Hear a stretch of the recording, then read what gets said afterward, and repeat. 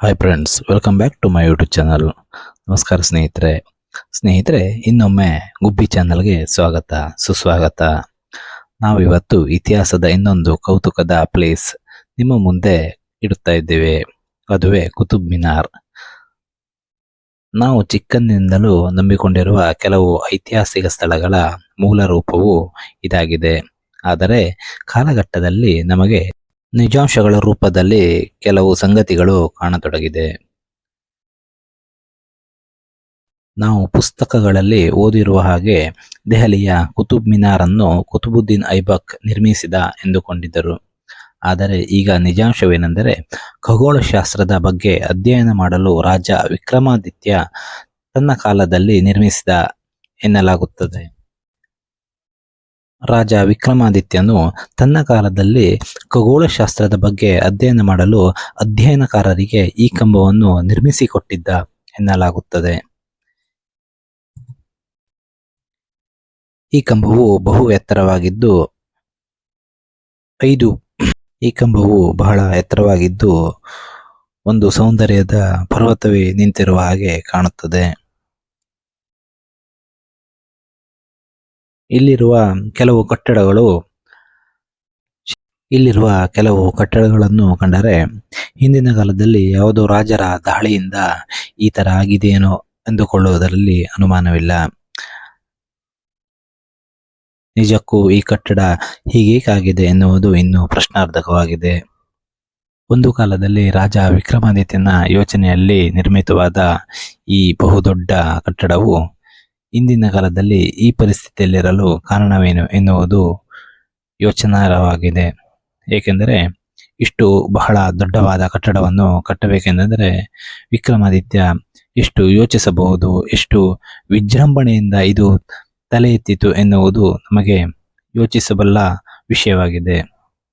ಅಷ್ಟು ವಿಜೃಂಭಣೆಯಿಂದ ತಲೆ ಎತ್ತಿದ ಈ ಕಟ್ಟಡವು ಇಂದಿನ ಪರಿಸ್ಥಿತಿ ನೋಡಿದರೆ ಚಿಂತಾಜನಕವಾಗಿದೆ.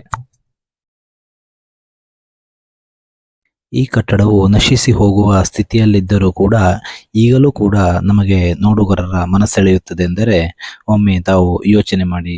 ಈ ಕಟ್ಟಡ ನಿರ್ಮಿತವಾದ ಕ್ಷಣದಲ್ಲಿ ಹೇಗಿರಬಹುದು, ಹೇಗಿತ್ತು ಎಂದು ಒಮ್ಮೆ ಯೋಚಿಸಿದರೆ ನಮಗೆ ಅಚ್ಚರಿ ಉಂಟು ಮಾಡುತ್ತದೆ. ಈ ಕಟ್ಟಡ ಬರೀ ಕಲ್ಲಿನಿಂದ ಕಟ್ಟಿದಾಗಿದೆ.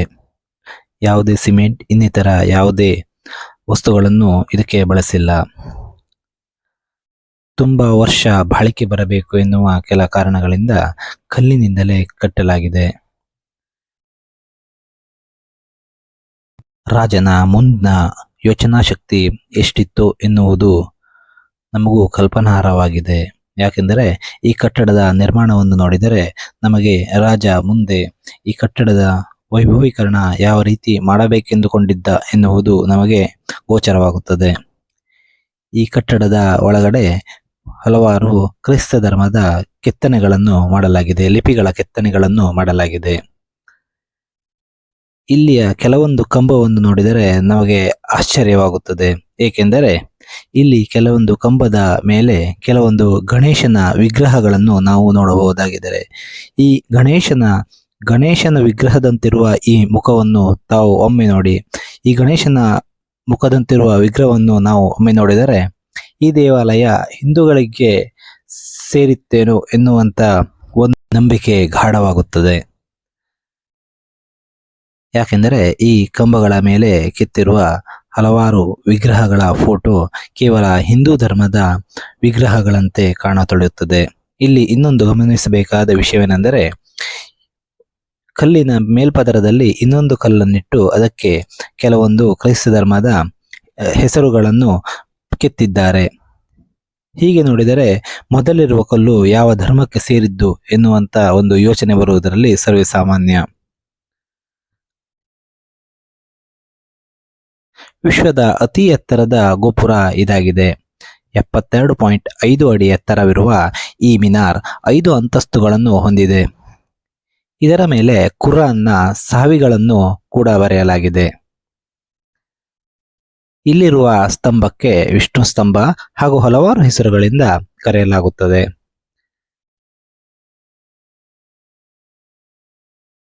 ಇಲ್ಲಿ ಆಳಿ ಹೋಗಿರುವಂತಹ ಕೆಲವೊಂದು ರಾಜರ ಸಮಾಧಿಗಳನ್ನು ನಾವಿಲ್ಲಿ ನೋಡಬಹುದಾಗಿದೆ. ಊಹಾಪೋಹಗಳೇನೇ ಇರಲಿ, ಕುತುಬ್ ಮಿನಾರ್ ನೋಡಲು ಬಹು ಸುಂದರ. ಒಮ್ಮೆ ಭೇಟಿ ನೀಡಿ. ಸ್ನೇಹಿತರೆ, ಫ್ರೆಂಡ್ಸ್, ಮುಂದಿನ ವಿಡಿಯೋದೊಂದಿಗೆ ಮತ್ತೆ ನಿಮ್ಮ ಜೊತೆ ನಾವಿರುತ್ತೇವೆ. ನಮ್ಮ ಚಾನಲ್ ನಿಮಗೆ ಇಷ್ಟವಾಗಿದ್ದರೆ ಪ್ಲೀಸ್ ಲೈಕ್ ಮಾಡಿ, ಶೇರ್ ಮಾಡಿ, ಸಬ್ಸ್ಕ್ರೈಬ್ ಮಾಡಿ. ಪ್ಲೀಸ್ ಫ್ರೆಂಡ್ಸ್, ಸಬ್ಸ್ಕ್ರೈಬ್ ಮಾಡಿ. ಮುಂದಿನ ವಿಡಿಯೋದೊಂದಿಗೆ ನಾವು ನಿಮ್ಮ ಜೊತೆ ಇರ್ತೇವೆ. ನಮಸ್ಕಾರ.